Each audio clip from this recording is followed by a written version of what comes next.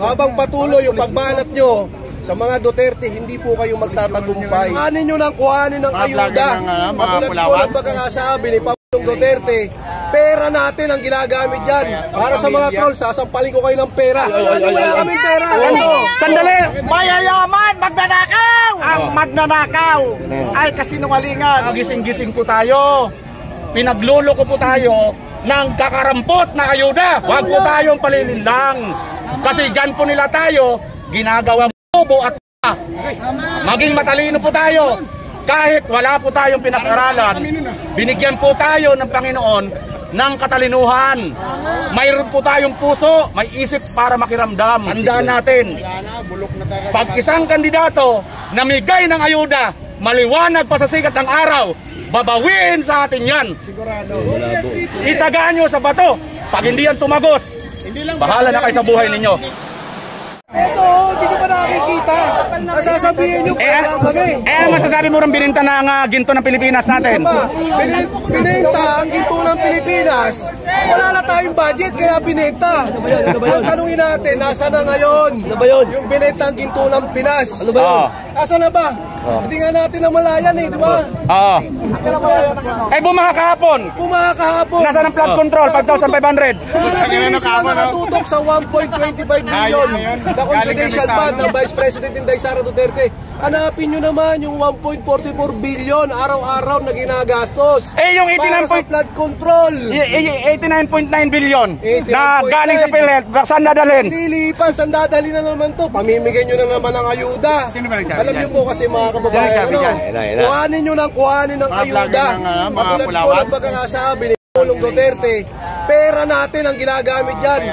Kuhanin nyo yung ayuda, mga kababayan. Iboto nyo yung mga matitinong leader ng mga politiko na kaya tayong pagsilbihan, mga kababayan. Yun lang. Para sa mga troll, sasampalin ko kayo ng pera. Saan yung pera? Sandali!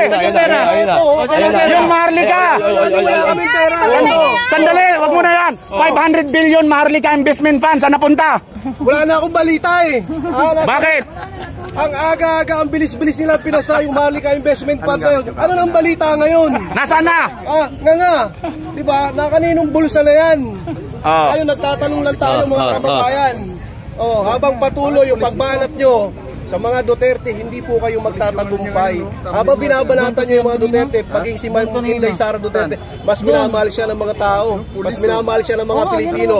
Dahil alam ng mga tao kung sino ang tunay na naglingkod ng tapat, na may tapang at malasakit para sa bansang Pilipinas. Walang ibayang kundi ang mga Duterte. Yun! Linaw! Ayan. Sir, saan ka sir? Anong tatakbo? Senador, Congressman, Partiles, ano? Wala, simpleng mamamayang Pilipino lang tayo na sumusuporta sa team ng PDP at sa mga magagaling na mga politiko. Huwag kayong magpapabudol muli. Nabudol na po kayo nitong 2022. Nasa sa inyo na yan kung magpapabudol uli kayo. Ito po mga kababayan, malaki ang naging boto ni Marcos noong nakaraan na 2022. So, marami din na nagsasabi na nabudol sila. Sa tingin nyo, makakakuha pa sila ng ganong kalaki na mga butante? Hindi na po yun mga kababayan. Marami na nagising at patuloy na nagigising. Muli, bilang uli na lang, huwag kayong magpapabudol muli. Maraming salamat. Gustusin ng mga vlogger na yan ako nagagalit eh. Kaya in-inform ko sa inyo lahat. Ito yung gustusin ng vlogger na nakatira sa kondominium.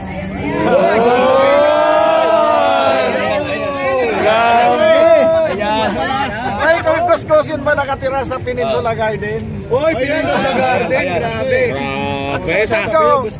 Gustusin. Hampas lupa daw, patay gutom pa. Mapapasana ulit ka kami dyan. Para maano namin. Ayun po. Para namin yung kondo. Di pa ako nakatulong sa kondo eh. Sinabihan ka na kuskusin. Papayag ka ba? Payag ako, hayaan po sila. Mas maganda yung mapagkukumbaba kaysa mayabang ka. Asan yung charger nito? Wala ito, walang laman. At ang tao, at ang Diyos ay magtataas sa atin. Yun! Kaya ako nasaan lang. Patay gutom daw, gustusin na hampas lupa pa.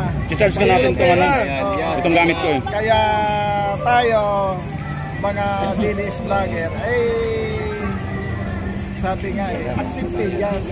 Sila talaga mga mayayaman kasi mayayaman magnanakaw! Yan, Inoche! Yun na. Yun na.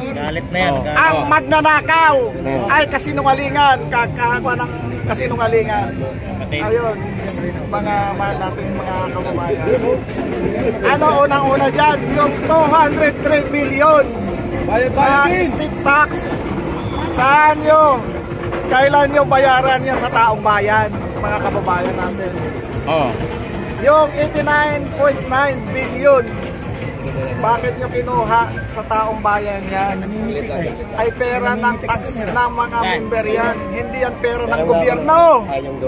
Ayun. Plus yung 1.4 billion araw-araw na flood control. Budget. Hindi lang budget yan. Talagang ninanakaw na nila yung pundo. Yan, hindi budget yan. Totoo yan. Hindi sasabihin. Plus, yung ikinabit pa nila doon sa original na budget ng Pilipinas na 6 billion plus at trillion. At sabi nga ni Atty. Vic Rodriguez may ikinabit pa sila na 1.2 trillion pa. Grabe po, mapagnanakaw talaga. Ayan. Kaya tayo mga DDS ay tis-tis lang tayo. Pero hindi tayo magnanakaw ng kaba ng bayan. Oh, speaking dyan, nabanggit mo si ano, ako naman, Ayan. tayo. Ayan. Nabanggit ni tropang OFW, si Atty. Vic Rodriguez. Mayroon pong ibinunyag kahapon, mga kababayan. Ang bawat isang Pilipino noong panahon ni PRRD ay may utang na 38 milyon. Wow. Noon yun, panahon ni PRRD, 38 milyon. Malaki. Pero 6 years yun ni PRRD. Yun lang naging utang ng mga Pilipino, buong Pilipinas. Ngayon, magkano? Tanong nyo kung magkano? 138 milyon na po. Sa 2 taon pa lang mahigit na pamumuno ni BBM. Oh. Ano nangyari? Akala ko ba pag nakaupo si BBM iba ano na, yung pera ng ano, meron silang binabanggit yung mga vlogger, yung fans of humanity ba yun? Oh, di ba? Oh, nasaan na yun? Ano? Talyano ko, binenta na nga nilang gold dun sa Central Bank. O di ba? Yan po ang problema natin mga kababayan, kaya tayo po mga ordinaryong mamamayan, magising-gising po tayo. Pinagluloko po tayo ng kakarampot na ayuda. Huwag po tayong palilinlang. Kasi dyan po nila tayo ginagawang bobo at tanga. Maging matalino po tayo. Kahit wala po tayong pinag-aralan, binigyan po tayo ng Panginoon ng katalinuhan. Mayroon po tayong puso, may isip para makiramdam. Mayroon po tayong 5 senses paningin, pandinig, pangamoy. Naamoy nga natin kaagad yung yung malansang isda Ito pa kanang ginagawa nila. Kaya mga kababayan, ito na naman, eleksyon na naman. Cycle lang ito, ulit-ulit lang ganito. Pag hindi tayo gumawa ng sarili nating pasya, anong pagpapasya? Tandaan natin, pag isang kandidato namigay ng ayuda, maliwanag pa sa sikat ng araw, babawiin sa atin yan. Itagaan nyo sa bato. Pag hindi yan tumagos, bahala na kayo sa buhay ninyo. Bye-bye.